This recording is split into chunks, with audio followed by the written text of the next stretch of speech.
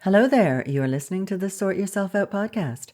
This week, we're discussing how to come into a space of authority over your thoughts and your mind. I'm your host, Janine Hunt, natural health therapist for over 30 years, hypnotherapist, lifelong learner, and student of the Ageless Wisdom. Here on the Sort Yourself Out podcast and in my Better Than Happy Zone membership, I teach powerful top-down techniques and practices so that you can master your mind and emotions, free yourself of what's holding you back, expand your consciousness, and nourish your soul. So let's get started. Well, hello there, and thank you so much for joining me today. This week, we're discussing how to come into a space of authority over your thoughts and your mind. This is pretty much a necessity in today's world if you want to stay sane. There's so much chaos and fear circulating out there that we need to be careful and mindful of what's going on betwixt our ears. Now, we absolutely do not need to buy into all of that noise and chaos out there, but if we want to be free of it, it's going to take a concerted effort on our part. If we look at the deeper significance and opportunity here, we can see that this current world situation is offering us the perfect opportunity to practice achieving greater balance, equanimity, and presence of mind. And if ever there was a time not to dwell in the clamoring collective consciousness, this is it. Now, even aside from the hectic world climate, many of us have spent decades of overthinking and playing the same thought loops over and over in our minds. Now, this is known as the monkey mind, flitting to this and that, and then this again, and then, oh, look, that. So when all this mental and emotional noise and distraction is going on, there is no peace of mind, and we are being mastered by our minds. We're being jerked around by that dang monkey rather than being the authority over our thoughts and minds. And this more or less constant state of monkey jerking leads us into a state of imbalance. It eats up our energy. It's exhausting to constantly be jerking around like this, from fear of the future to regrets of the past. That's what the monkey's always putting in front of us. So when we become the authority over our thoughts and minds, we are truly sorting ourselves out. And we're also conserving and harnessing our energy in a constructive way, rather than the destructive way that most of us are used to. And these, for the most part, alarming thoughts we play over and over are also having an effect on our physical bodies. When we fire up an alarming thought, it creates a chain reaction in the nervous system, preparing the body to flee or fight. And this is stressful for the physical organism, especially when it's happening almost all the time, and when there really is nowhere to go to escape it, because it's in our own heads. So how do we flee or fight what's going on within us and is self-generated?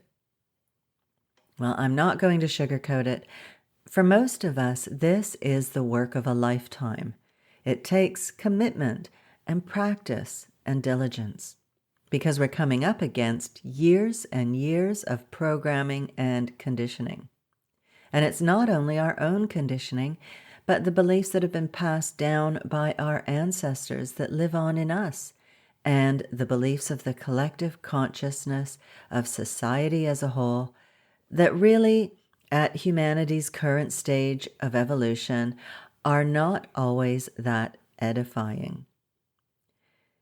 So if you wrote all of your thoughts throughout the day on a chalkboard, you would see the repetitive nature of them. The same boring old thoughts swirling around and coming up again. Today, tomorrow, the next day, and so on.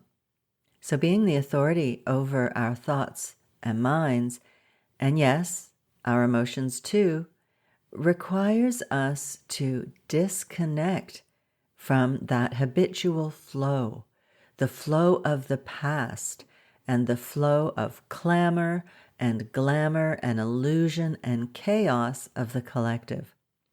We disconnect from that which does not and has not and will never serve us. And we choose a fresh path that puts us in charge of what we allow to influence and grow in thoughts. Now, thoughts are creative energy. I say this a lot. Energy follows thought. We get more of what we focus on. So it's imperative, if we want to have agency over our own minds, and hence over our powers of creation and our ability to create a fulfilling life, that we harness our mental power and become the authority over our thoughts. So I invite you to take a big fuzzy eraser to that chalkboard and wipe the slate clean. And although this can be the work of a lifetime, if not more than one, the good news is that you will notice an appreciable difference and improvement when you begin to manage your mind.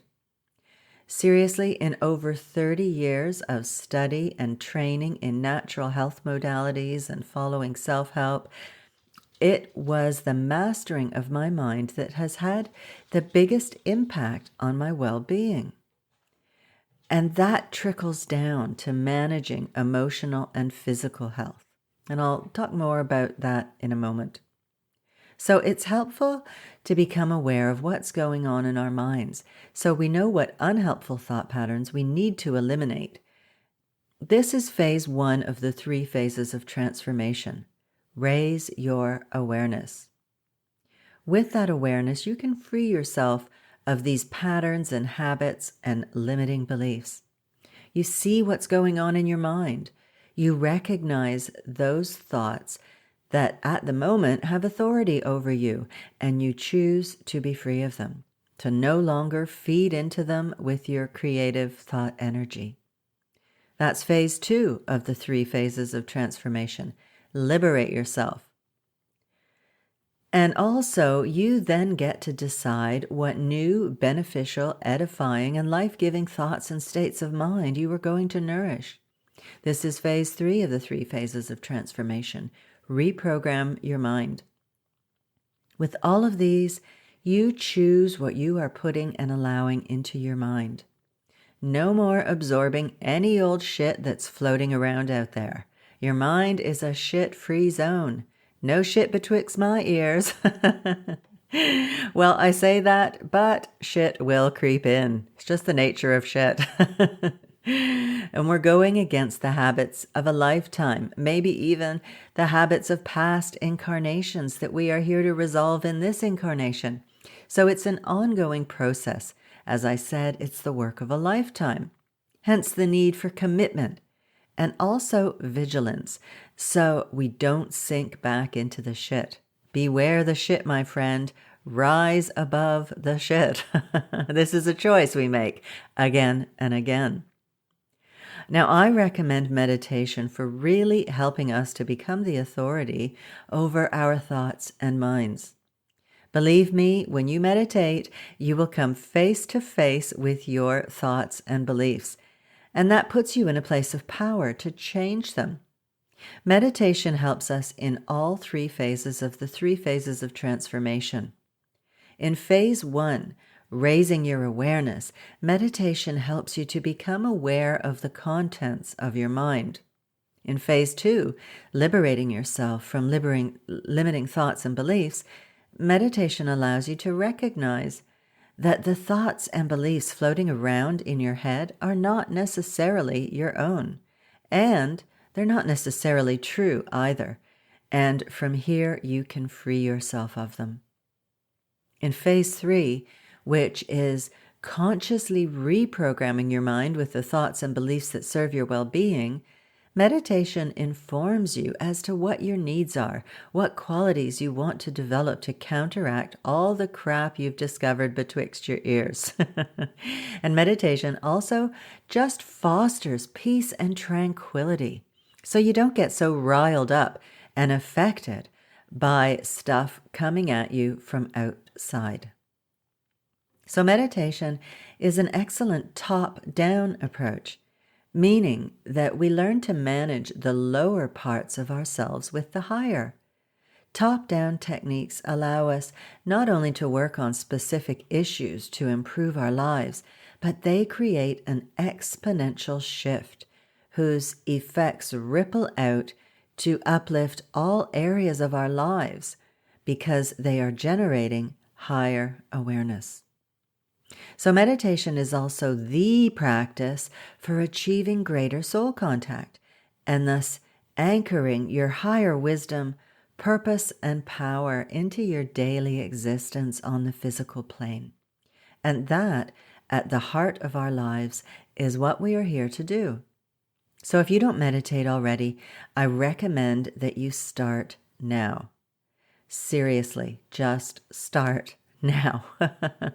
You can download my free quick start guide to doable meditation to help you get going.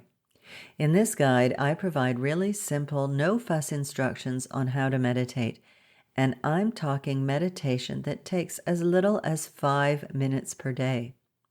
And it also includes tips to make sure that you can fit it into your day and move past any resistance you might feel about starting a daily meditation practice, because that's where meditation really brings its magic into your life when it is a daily practice.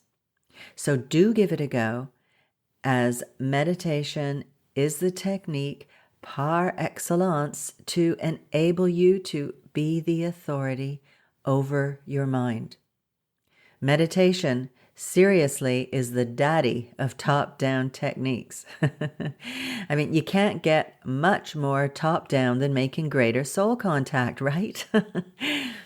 So you can get my free quick start guide to doable meditation at theinspirationcloud.com/SYO88. And those are the numbers 88. Or 88, and I'll put a link to that in the show notes. And if this interests you and you want access to a whole load more of my top-down techniques to uplift your well-being on all levels, go have a look at my Better Than Happy Zone membership at betterthanhappyzone.com.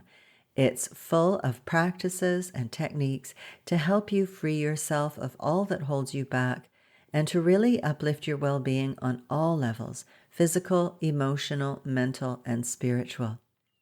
And at the moment, you can check it out for only $1. You'll get 14 days to get into the zone and see what it's all about, and to use all the techniques and practices and trainings to take your well-being to the next level and to help you advance on your spiritual path. So once again, that's my Better Than Happy Zone membership at betterthanhappyzone.com. For $1 you have nothing to lose and loads to gain. So really, go have a look and see if it's a good fit for you. Okay, my friend, that is all for today. Thanks so much for listening and spending your time with me. I really do appreciate it. Take care, and I'll see you next week. Bye-bye. Thanks so much for listening and for sharing this podcast and for subscribing and leaving me a lovely 5-star review on iTunes. Those things really help to get the podcast out there so that it can serve more people. If you have any questions or would like me to address a certain topic, I'd love to hear from you. You can email me at info@theinspirationcloud.com. Thanks again, and I'll see you next week.